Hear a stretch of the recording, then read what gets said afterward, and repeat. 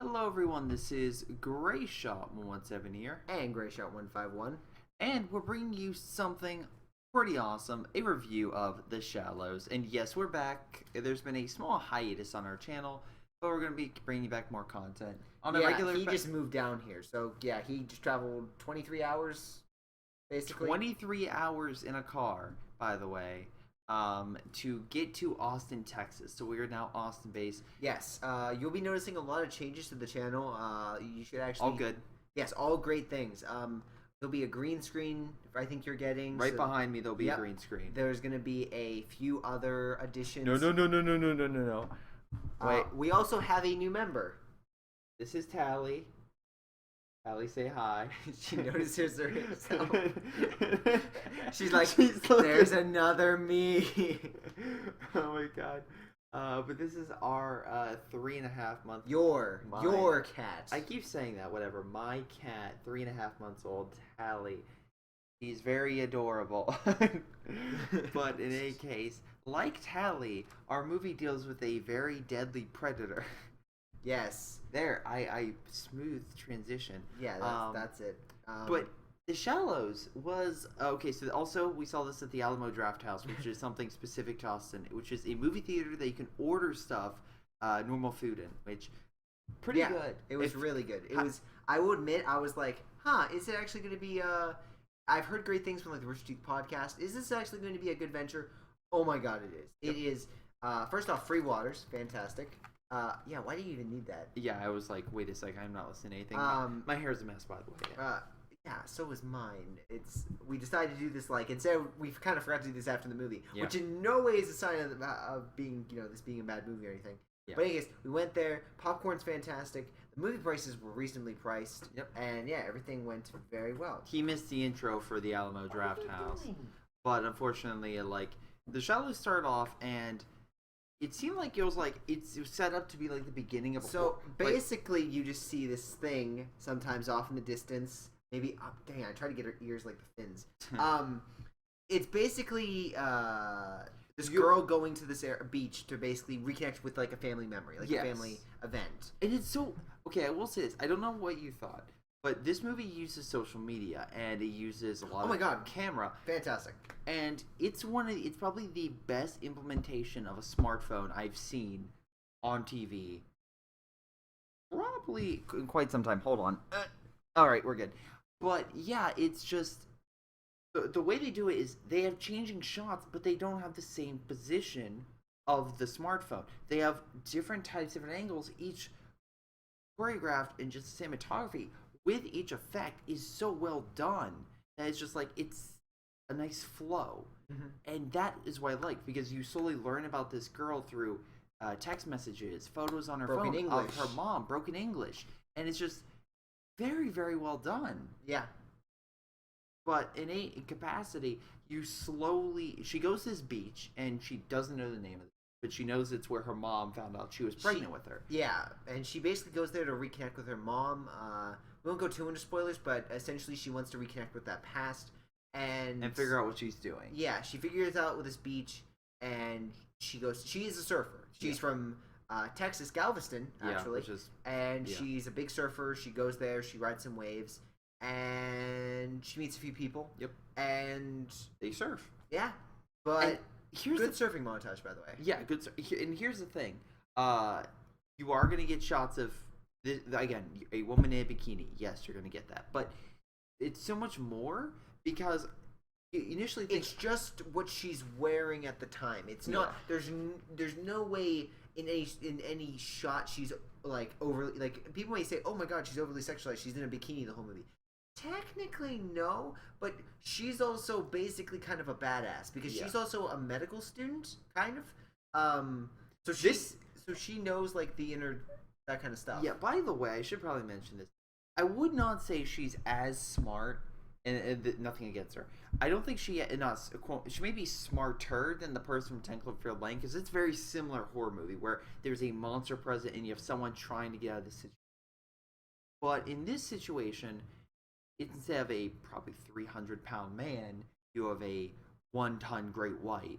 And which by the way, this great white, fantastic characters. I cannot explain how amazing this shark was. Just from attention-wise, anticipation, and just the presence. This shark gets one of the best openers that I've seen in quite some time. And I'm not even like messing around with being like, oh, what do you mean? It's like good. The opening shot, the first time you see this shark, you're just like, oh my god! It's really and it connects to the story. Like it connects. And this shark is there for a reason, and it's pissed off for a reason, which I'm like, oh my god. And this shark keeps getting pissed off, yeah, even more and more and more, to the fact that if again, great white shark usually if it's under pain it will retreat. Like a normal great white. This thing is not a great white shark. This is a monster. Yeah. It's an alpha predator. This is not. This is the Jaws kind of shark. Yeah. It's the one that if it feels pain, it inflicts pain on others. It kills for sport, not exactly for food. Okay, wait. Because the whale. Wait, I'm gonna counter you on that because anyway, spoiler. So we recommend this film. We highly recommend it. Little short. It's a very short pace, but we recommend it.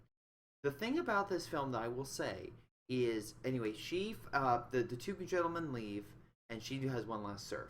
She spots a humpback whale. I think what's the humpback whale? I think sperm whale, something along that line. I think it's like a blue whale. But it's some type of whale. But it's not the biggest whale. It's I think it's maybe like not newborn, but it's like relatively young.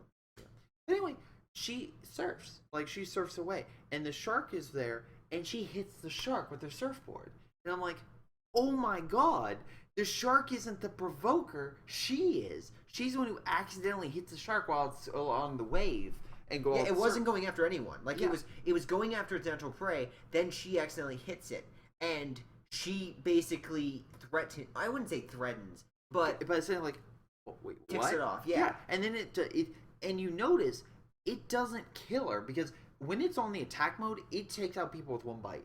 It like destroys people. This was like, get out of my territory. Yeah, just get out, leave. And because it does bite her, and that's you see in the leg, which comparatively this shark is huge, so it barely clips her leg from what I saw. Yeah, it's almost like it did like a nip, basically like get out. Because the other thing we should note is during this time you see the whale. The whale is attacked, but I'm pretty sure by the shark. Like this thing, huge gaping wound. I'm like, yeah. There are tons of wounds over this thing, and this shark puts this whale down. Yeah. Like there's no like, you think the whale might be the bigger predator or like the bigger creature.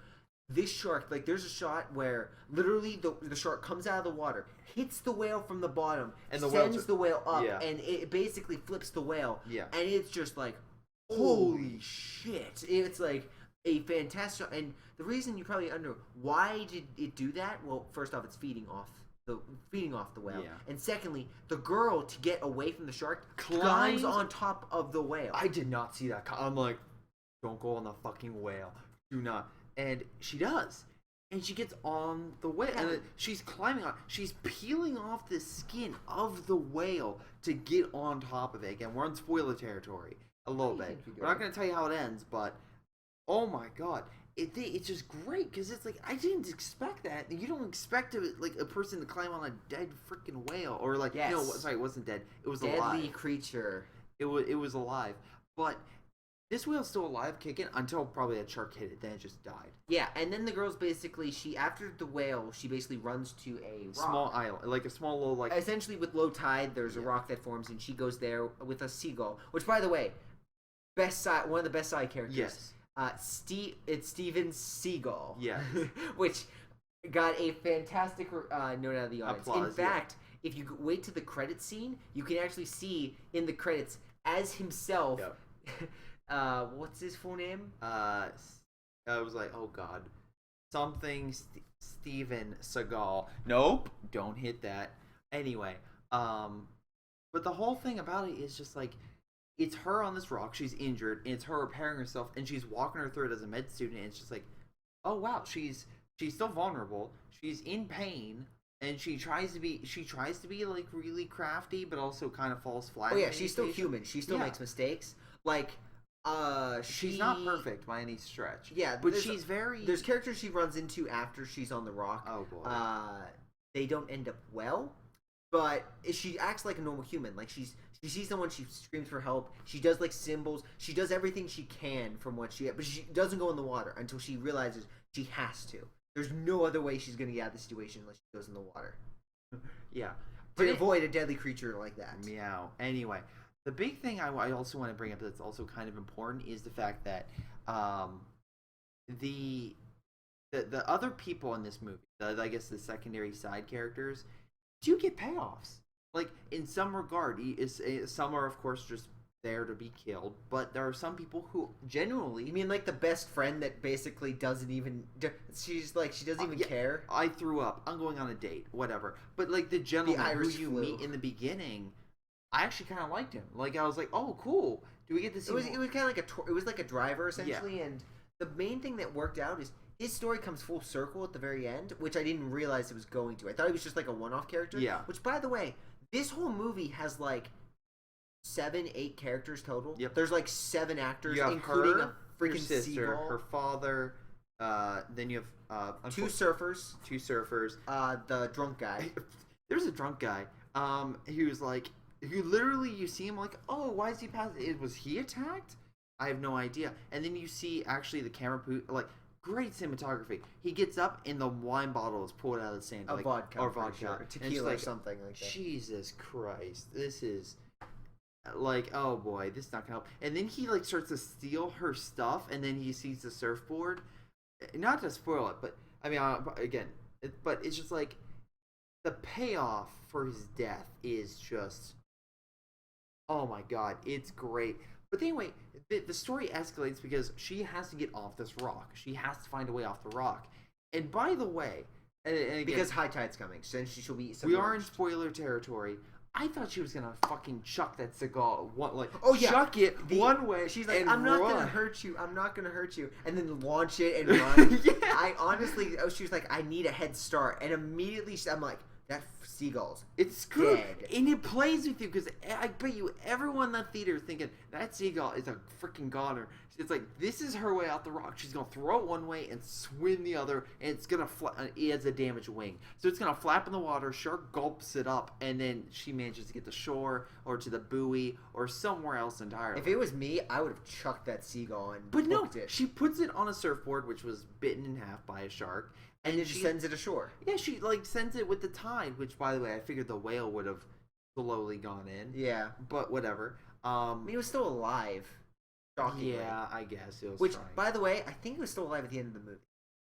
I'm pretty sure at the end of the movie you see its spout in the distance. By the way, which means I think she saved it. I don't know. This movie lasts an hour and 20 minutes. Yeah, it's a short movie, but the duration in which the movie takes place was longer than I expected. I figured this was going to be only a couple hours. I was not expecting this film to be like a 3-day venture for her. Was it 3 days? I thought it was 2 days. No, because she's attacked. Night, she gets repaired. Next day, their friends come back. Night, she gets to the buoy, and then daytime she gets rescued. That's 3 full days. Oh wow. Or like 3 separate. To be fair, she was unconscious for like the last half of it. But also, to be fair, so it was like a day and a half of no food or water. Okay, it's not the best situation. It was 3 separate days. What I'm saying. You're not wrong. Yeah. But yeah, I was like, wow. But then I was surprised because you said you wanted to cut a scene. I said I wanted to extend the movie because I felt that movie was it was a little short for my own good. Okay, so going for the point, she gets off the rock, she goes to the buoy. Yep. And she finds a flare gun. She tries to signal. Wait, we forgot to mention. There's little hints like, oh, the coral stings, stuff like that. Oh, yeah. And she learns from the shark. She's like, okay, she tests There's the a shark. moment. She's in the water. She's like, okay, I got this. And then she hears a noise. She looks around, and the shark is stuck on a rock, like, trying to grab her. Yeah. And she just had no idea. She just looks around, and the shark's just, like, going against the coral, trying to bite her. No, it, like, bursts out of the water and just tries to grab her. And, like, how they do this shark, again, I know CG can look fake. This shark looked really, really good. It did have water to basically hide it a lot of the time. Water's hard to animate. But no, I'm saying it had to hide. As someone that creates like banners and stuff, when you have a lens over, you can be amazed by the amount of detail you can hide. But I'm not saying they didn't hide But stuff. the thing I'm saying is this animal was through and through a monster, but it wasn't a monster that was infallible. It made mistakes. It still was still an animal. It was still a shark. Yeah. At its core, it was always moving. It always was basically doing the same things, which basically she used to its advantage. Like she watched the thing go so many times around the island that she could get a timetable down how long it would take to actually move. Because this shark isn't going full blast all. When it comes after, it's too big. Exactly. When it goes after something, it goes slowly and then launches. Yeah. So she timed the table of how long it would take to get it within range of launch. Yeah. And that's one of the instances when you see this timetable. Again, they use the stopwatch they put on the screen. When you see so clever because it's going as she's doing it, so you're like, hurry up, hurry up, hurry up. And then once you see that timer like hit the time, you're like, oh no, go. And then the shark lunges and it freaks her the heck out. Yeah. It's a fantastic scene, but it leads to realizing, oh, this thing hates coral because of jellyfish, or like because jellyfish stings. And then there's literally a ton of jellyfish that are in the water. She swims through. But then all the jellyfish start glowing. And it's like one of the most beautiful shots in the film. Because all you see is jellyfish. And then you see in the distance this shark just like come out of the darkness and just get close. It's pretty... like this film, the shark goes through the jellyfish, and this thing is ticked off. Oh, it was probably my favorite shot of the shark was its realization that your headset's on again. Well, yeah, I had to check audio. So there might be a slight cut. The realization, what he realized was the shark, aka this little girl. She jumped on the power cord. So if you notice a cut. She literally jumped on the power cord at that last second. She's like, fuck this. I want my toy. You guys aren't paying attention to me.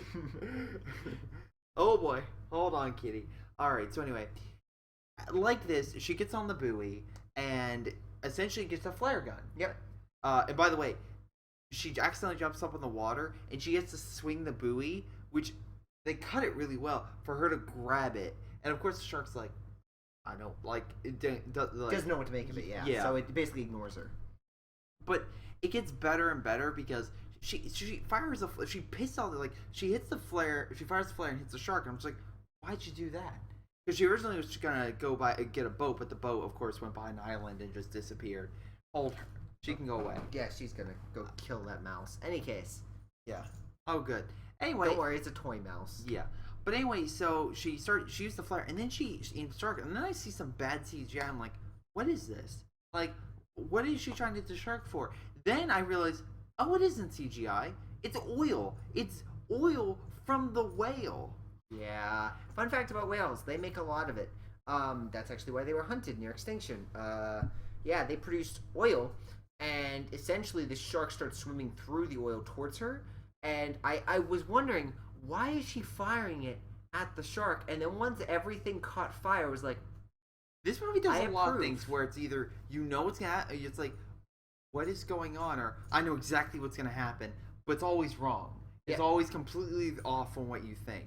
And the shark gets on fire, and then dives under the water, and doesn't become on fire, and they're like, oh shoot, and then it just starts pounding the buoy with its mass and just starts pushing it over and eventually snaps it and she falls over. And which, by the way, this thing just starts wrecking the buoy. Oh my god. And you see the size of this thing. It's like, for scale, and she, like, it's slowly, like, tearing apart the iron of this buoy. She's, like, moving back. Don't you fucking dare.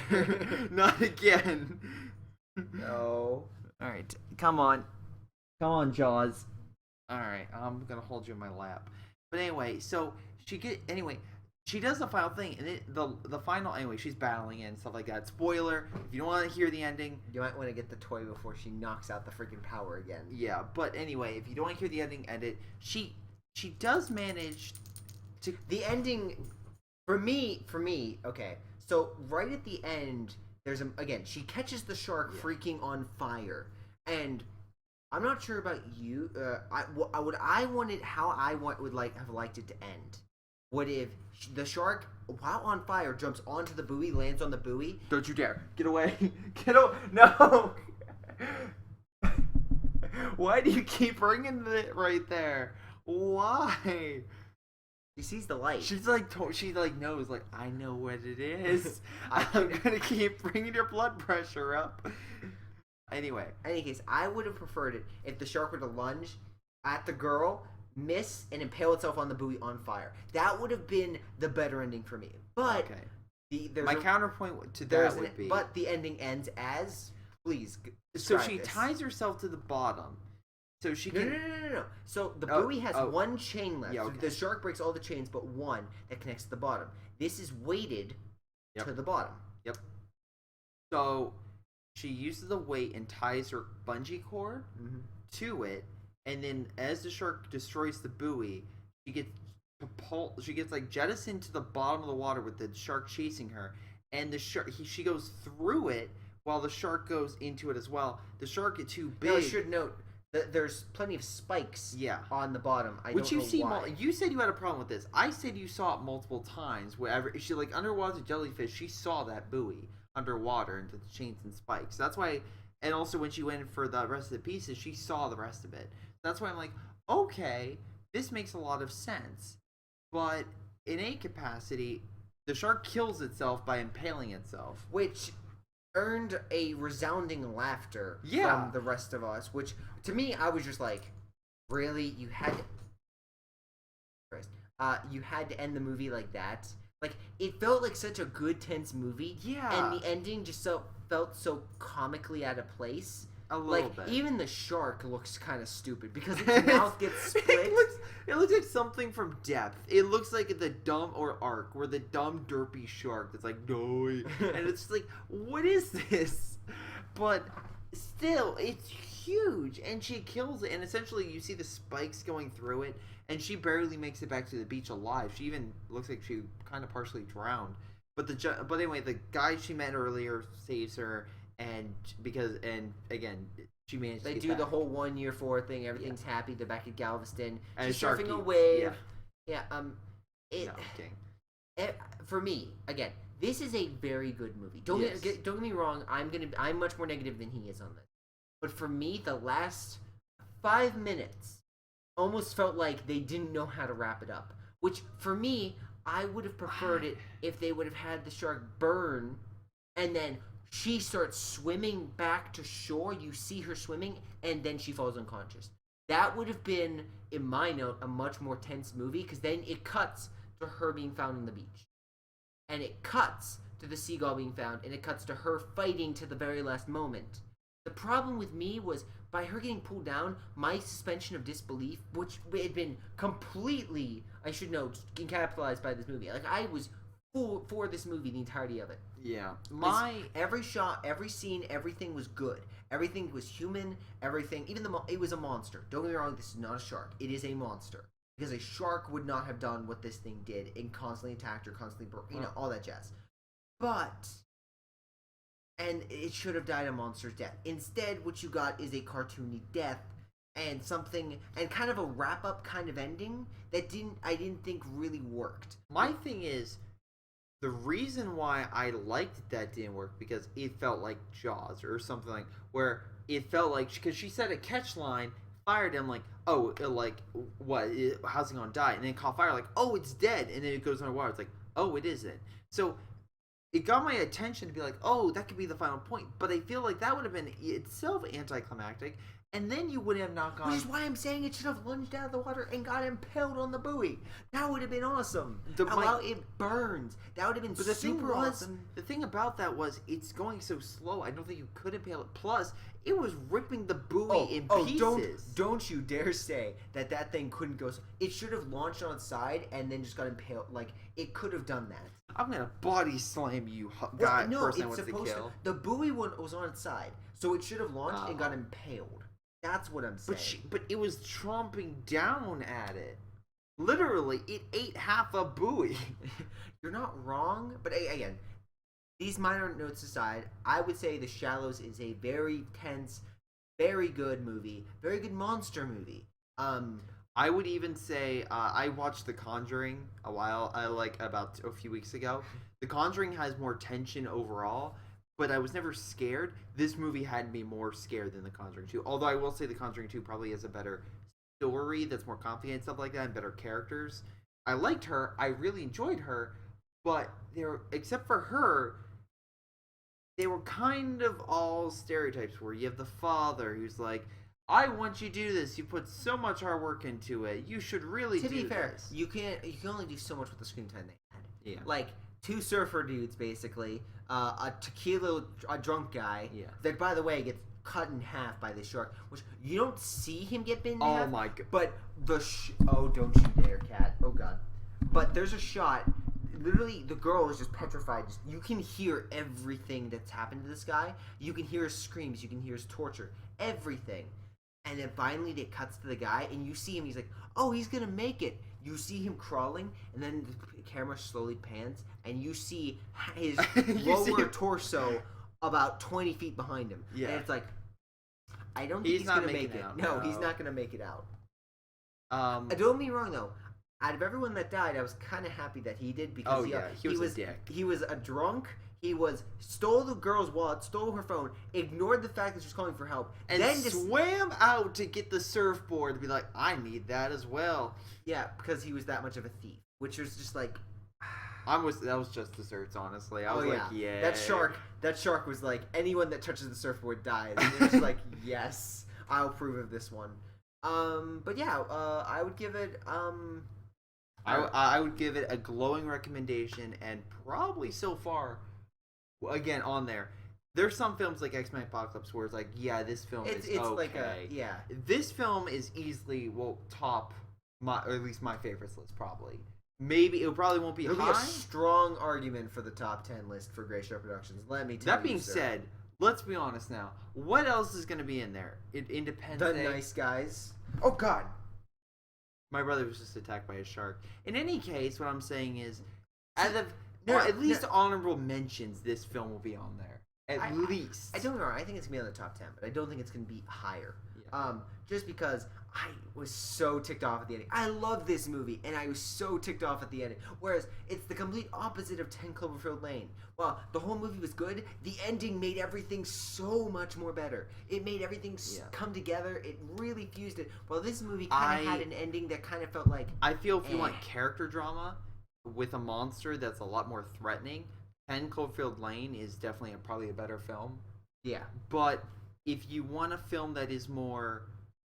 like a classic B movie done right in modern times, this film is the closest and best thing. And I know it's a standalone movie, but I want the Shallowing 2 with a crocodile. The Shallowing? The Shallows. The Shallows 2? Yeah, sorry, I'm thinking The Conjuring. The Shallows 2 Safari or something along those lines, where literally you have the same you do this movie again, although you have it with a guy or something on the Nile, and you have it with a crocodile.